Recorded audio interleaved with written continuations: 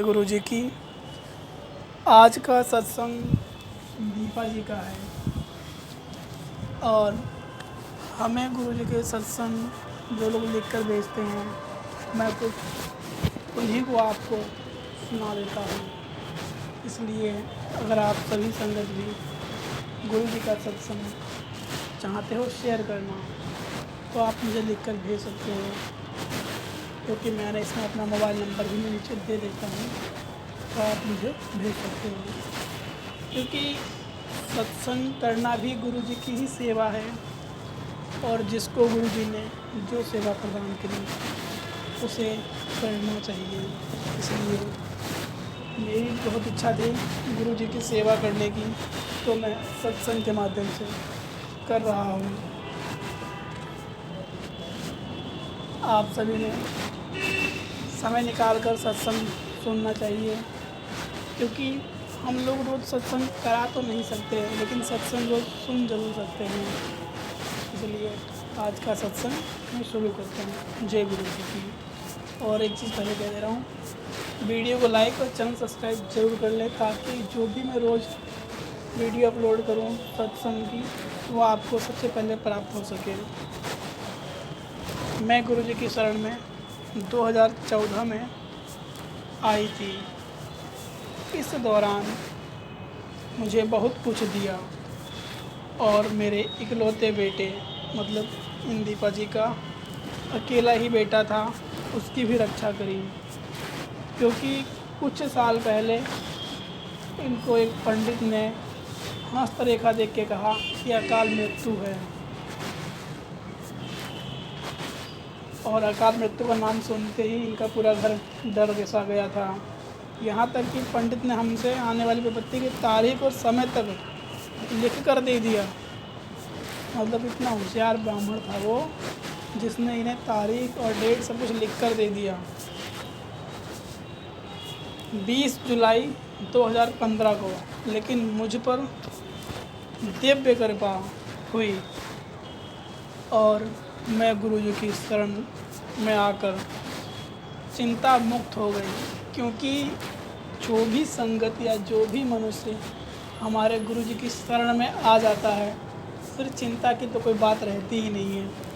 क्योंकि चिंता वो करे जिसे कोई डर हो, और जो गुरु जी के शरण में आ गया फिर डर ही कहाँ रह गया, वो चिंता मुक्त हो गई। जैसे ही वो तारीख करीब आई मुझे डर लग रहा था, पर गुरु जी की कृपा और प्रेरणा से मैंने गुरु जी के जन्मदिन पर अपने घर में सत्संग रखा। उस दिन मेरे बेटे ने गुरु जी का लॉकेट गले में पहन लिया। मैं बहुत खुश थी कि गुरु जी उसके साथ थे। गुरु जी के लॉकेट के तो बहुत सारे फ़ायदे ही हैं, और जो पहन ले उसकी मृत्यु तो होना असंभव है। अभी अकाल तो नहीं हो सकती है, बाकी जो आया हो जाएगा, लेकिन संकट नहीं कोई कुछ बिगाड़ सकता जिसने गुरु जी का लॉकेट पहन रखा है। अगले दिन जब मेरा बेटा स्कूल से वापस आया, तब मैंने लॉकेट पर एक बहुत बड़ा निशान देखा। मैं डर गई और मैंने उनसे पूछा कि क्या वो गिर गया था या उसे चोट लगी थी। उसे कोई भी चोट नहीं थी और ना ही उसे यह पता चला था कि लॉकेट पर निशान कैसे आया।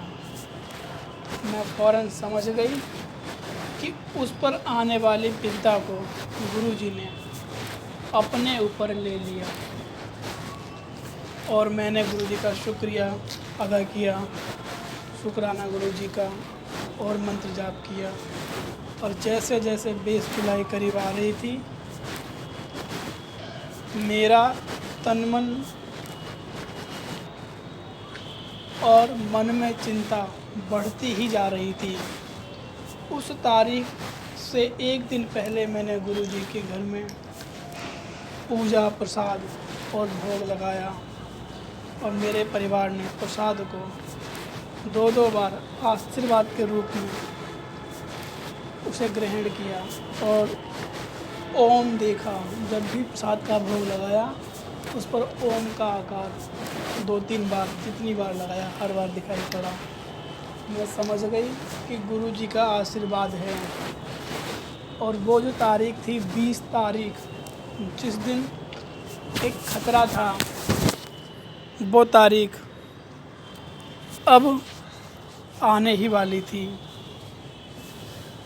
अगले दिन 20 तारीख थी। मैं शांतिपूर्ण निकल गई और मेरे परिवार के साथ होने के लिए, हमारी रक्षा के लिए जो गुरु जी ने हमें संकेत दिए थे, उन संकेतों के आधार पर कुछ भी नहीं हुआ। मैंने गुरु जी का शुक्रिया अदा किया और 20 तारीख को मैंने अपने घर में गुरु जी का सत्संग भी रखा। उस समय जो हलवे का प्रसाद लगाया, उस पर बहुत अच्छे से गुरु जी का स्वरूप उभर के आया। और जो फूल हमने नीचे बिछाए थे, उन पर भी एक पैरों के चिन्ह बने हुए थे। सारी संगत ये देखकर हैरान सी थी और सब बहुत खुश थे जो वो गुरु जी के चिन्ह बने हुए थे। और हमारे पूरे परिवार ने गुरु जी का शुक्रिया अदा किया। अब हम बात आएंगे कि हम गुरु जी से जुड़े कैसे थे और कैसे पता लगा हमें गुरु जी के बारे में। तो एक डॉक्टर साहब थे, हम उनके यहाँ दवाई लेने जाया करते थे। तो उनके यहाँ पे एक स्वरूप लगा हुआ था।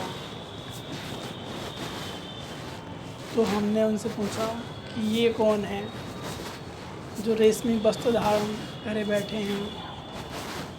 तब उन्होंने बताया कि ये गुरु जी हैं। तो गुरु जी से हमारा कोई ख़ास नाता नहीं था, लेकिन साल 2013 में हमें एक धक्का सा लगा था जब अचानक हमने अपने माता पिता को खो दिया था। और हमारी माँ जी ने भी जीने की उमंग छोड़ दी थी और हम बहुत उदास रहा करते थे। लेकिन जो बीमारी लगी थी धक्का सा, वही डॉक्टर के लिए हम इलाज के लिए जाया करते थे। हम 4 भाई बहन पूरी सबकी कोशिश थी कि हम उन्हें खुश रख सकें और उनके हाल में सुधार हो सके। तब डॉक्टर ने कहा कि तुम कुछ दिन के लिए गुरु जी के बड़े मंदिर जाओ और दवाई से अधिक वहाँ फ़र्क पड़ेगा और उसके बाद दवाई का भी असर पड़ेगा। तो हम सब ने सोचा कि चलो क्यों ना एक बार उनका भी नाम लिया जाए और देखा जाए। तब हमने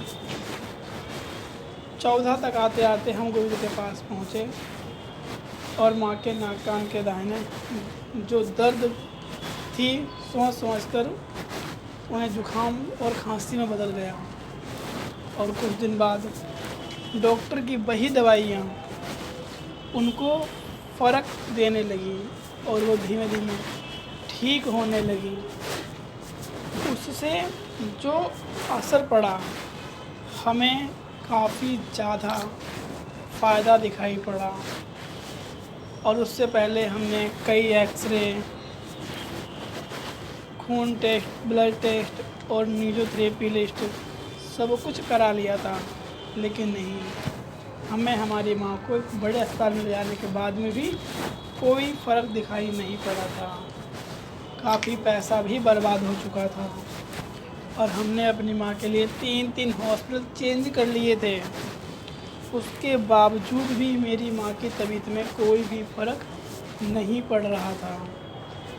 लेकिन जब हम कई दिनों तक रेगुलर जाने लगे, तब हमारी माता जी की तबीयत में जो सुधार आने लगा और जो चिंताएं दूर होने लगी, उससे हमारा मन और विश्वास बहुत ज़्यादा दृढ़ होने लगा।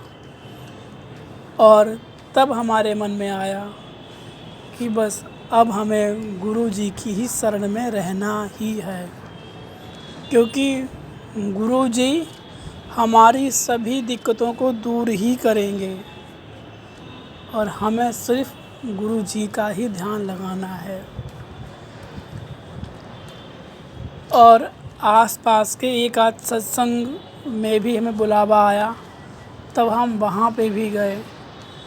तो जो वहाँ के लोगों ने सत्संग सुनाए, कुछ उनका भी बिलीव हुआ, क्योंकि एक साथ तो सभी लोग इतना झूठ नहीं बोलेंगे, ऐसा मेरे मन में आया। लेकिन जब हमारी माताजी की तबीयत ठीक होने लगी, तब हमने उन्हीं को अपना माना। और जब हमें एक पंडित ने हाथ देख के बताया, तब भी हम डरे हुए थे, लेकिन बस मन में यही था कि जब गुरु जी हैं तो कोई दिक्कत नहीं है। इसलिए जय गुरु जी। और हमने अपना सत्संग कई सत्संगों में शेयर किया है, और आज समय ना होने के कारण मैंने आपको भी लिख के भेज दिया है। और आप इस सत्संग को अत्यधिक लोगों तक शेयर करें। जय गुरु जी। तो शुक्राना दीपा जी, जिन्होंने मुझे सत्संग लिखकर भेजा। और आप सभी भी अपना सत्संग मुझे लिखकर भेज सकते हो व्हाट्सएप नंबर पर। और सत्संग करना, कराना, सुनना, सुनाना से क्या है कि हम अपने मन की इच्छाओं को लोगों तक पहुंचा पाते हैं। लोगों के जो सवाल होते हैं उनके जवाब भी मिल जाते हैं, क्योंकि हम सब उन्हीं के माध्यम बन जाते हैं। इसलिए जय गुरु जी की। शुक्राना गुरु जी। सारी संगत ठीक ठाक रहे, जिस किसी की जो इच्छा हो गुरु जी पूरी करना। जो मेरा सत्संग इस चैनल सुन रहा हो, उन सभी की भी इच्छाएं पूरी करना।